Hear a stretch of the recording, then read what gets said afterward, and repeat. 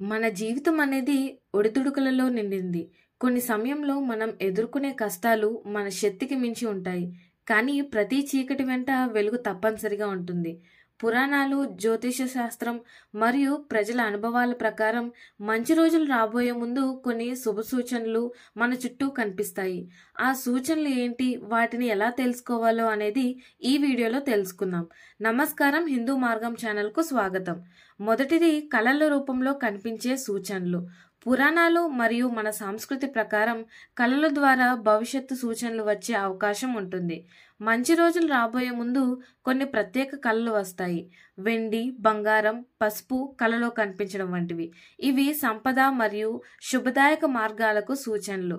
గంగా, సముద్రం లేదా ఏదైనా పవిత్ర నదిలో ఈత కొట్టడం లేదా స్నానం చేయడం అంటే పాప విమోచనం, కొత్త ఆరంభానికి సంకేతం.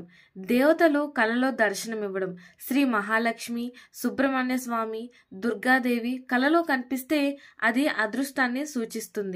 రెండవది ఇంటి పరిసరాల్లో మార్పుల్లో కనిపించే సూచనలు. పిట్టలు ఇంటికి రావడం, అవి ఇంటి ముందు గూడు కట్టడం చాలా శుభకరం. ఇది కొత్త సంబరాలు, ఆనందకరమైన సంఘటనలకు సూచన. తామర పువ్వు పెరట్లో వికసించడం శుభకాలానికి సూచిస్తుంది.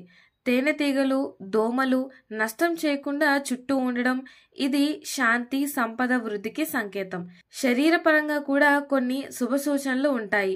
ఊహించని ఆనందం కలగడం, ఉదయం లేవగానే మానసికంగా హుషారుగా ఉండడం, నిద్రతో సంబంధం లేకుండా శరీరం తేలికగా అనిపించడం, దైవ నామస్మరణ జరగడం, మనసు అపూర్వమైన ధ్యాన స్థితిలోకి వెళ్లడం లాంటివి. నాలుగవది ఇంట్లో జరిగే శుభ మార్పులు.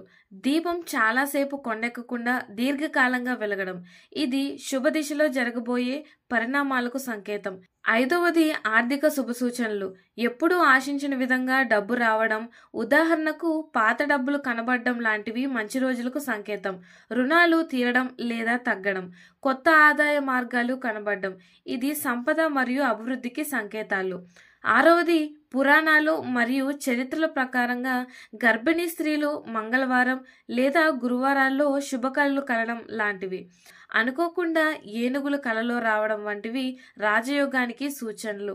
చెల్లెళ్ళు లేదా సోదరి యొక్క పెళ్లికి సంబంధించిన శుభకళలు అంటే కుటుంబంలో శుభకార్యాలు జరిగే సూచన. ఏడవది ప్రకృతి సంకేతాలు. ప్రకృతిలో కొన్ని ఆశ్చర్యకరమైన మార్పులు కూడా శుభదాయక మార్గాన్ని సూచిస్తాయి. ఇంద్రధనస్సు కనిపించడం విశ్వాసం ప్రకారం ఇది శుభ సూచకం. పెరట్లో టెట్రాకోట మట్టి నుంచి స్వచ్ఛమైన నీటి ఊటలు రావడం వంటివి క్షేమస్థితికి సంకేతం. ఎనిమిదవది అన్ఎక్స్పెక్టెడ్ బ్లెస్సింగ్స్. పాత శత్రువులు సఖ్యతగా మారడం జీవితంలో తిరుగుబాటులో ఉన్న సంకేతం. అనుకోని వ్యక్తుల నుండి సహాయం పొందడం భగవంతుని అనుగ్రహానికి సూచన. తొమ్మిదవది ధర్మ మార్గం వైపు ఆకర్షణ. అనుకోకుండా దేవాలయకు వెళ్లాలనే కోరిక కలగడం, పూజ జపాలు చేయాలని ఉత్సాహం కలగడం. పదవది ఆత్మీయుల నుంచి ధైర్యం పొందడం.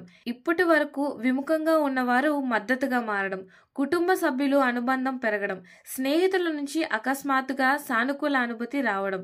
11వది దివ్య సంకేతాలు. గర్భిణీ స్త్రీ కలలో లక్ష్మీదేవి రూపం కనబడడం, ఊహించని విధంగా శుభవార్తలు రావడం, బాలకృష్ణుడు, వినాయకుడు వంటి దేవతలు కలలో కనిపించడం. 12వది జ్యోతిష శాస్త్రం ప్రకారం గోచారంలో శుభగ్రహాల ప్రభావం అంటే గురువు లాభస్థానంలో ఉండడం, శుక్రుడు చతుర్థ స్థానంలో ఉండడం. 13వది అశుభం తొలగిపోతున్న సంకేతాలు. క్రమంగా సమస్యలు తగ్గడం, చిన్న చిన్న విజయాలు కనబడడం, మానసిక స్థితి శాంతంగా మారడం. మన జీవితంలో మంచి రోజులు రావడం అనేది కేవలం అదృష్టమే కాదు, అది మన కర్మ, శ్రద్ధ, భగవత భక్తి ఆధారంగా వస్తుంది.